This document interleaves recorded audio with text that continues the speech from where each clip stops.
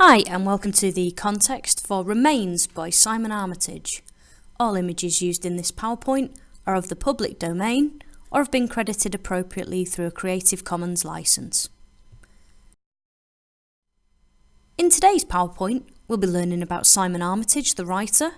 We'll be learning about Guardsman Tromans, the character or the narrator in Remains. And we'll be learning about the Iraq War. Now, Simon Armitage is a poet who writes a lot of monologues that have first-person narrators. His poetry focuses on a wide range of topics and often looks at the individual, or rather characters, as a primary focus. So he does a lot of monologues that are from a first-person perspective, and very often he'll create an image of an individual or a character. He's a poet who will always celebrate or discuss current topics or milestones, similar to Carol Ann Duffy, who will always discuss current events as they are in the world. For those of you who need reminding, Carol Ann Duffy was the person who wrote War Photographer. Simon Armitage will always write poetry regarding important things happening in the world. He wrote a poem about 9/11 and subsequent poems about the Iraq War.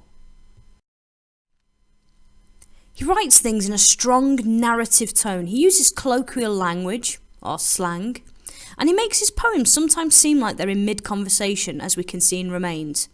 This makes his poetry quite accessible to a wide range of audiences because it makes people feel at ease as though they're actually in a conversation rather than reading a poem. He's a songwriter and a producer, and he made a documentary called The Not Dead that dealt with the topic of soldiers that had been affected by the war. Remains is part of this documentary, and most of the poems are based on real people. You'll find a link to this documentary in the description below.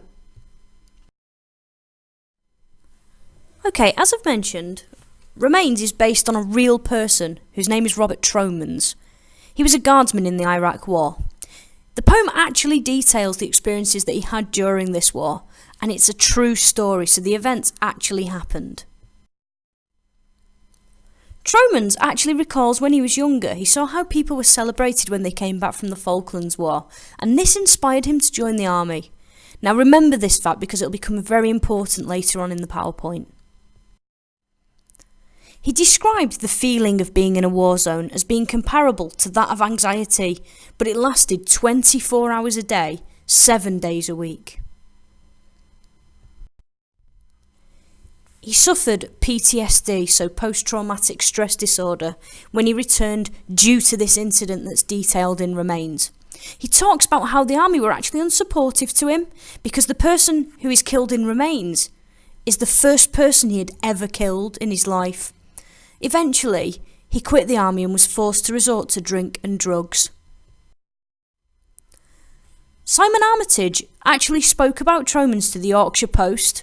He was reported as saying, "Rob was tricky. He had issues about what he would read, and he's got a strong black country accent, to my ear anyway. There's no reason why you can't read a poem in any accent, but there's a sense in which his everyday speech made him the least poetic of the characters. That took a lot of thinking about. Out of everyone, Rob was the most cautious. He was worried he might be embarrassed and exposed in public to his friends. On screen, he looks furtively, questioningly at the camera. So Rob Tromans actually didn't want to be recorded during these interviews because again, the stigma of being somebody affected by war was carried with him. Okay, the Iraq War was nicknamed Blair's War, who was the Prime Minister at the time. No one in Britain actually wanted to have this war, and a lot of people were against it. It was actually considered to be a war that was fought simply because of resources that were in Iraq, such as oil. And it wasn't treated with the same honour as previous wars, so there were no parades and no active celebrations. The soldiers were not celebrated in the way that Tromans had imagined. This war had extreme consequences for Iraq itself. A lot of people forget that a lot of the casualties of Iraq were civilian casualties, so people not even involved in the war, innocent people. And most of Iraq's cultural heritage sites in the frequent bombings were lost in the city. So that's a lot of statues that have been around for hundreds of years were blown apart during the bombings and nobody replaced them. People became suspect about the actual legalities of the war. People started to question why we even had to become involved. During the Iraq War, over 100 people were being killed on a daily basis.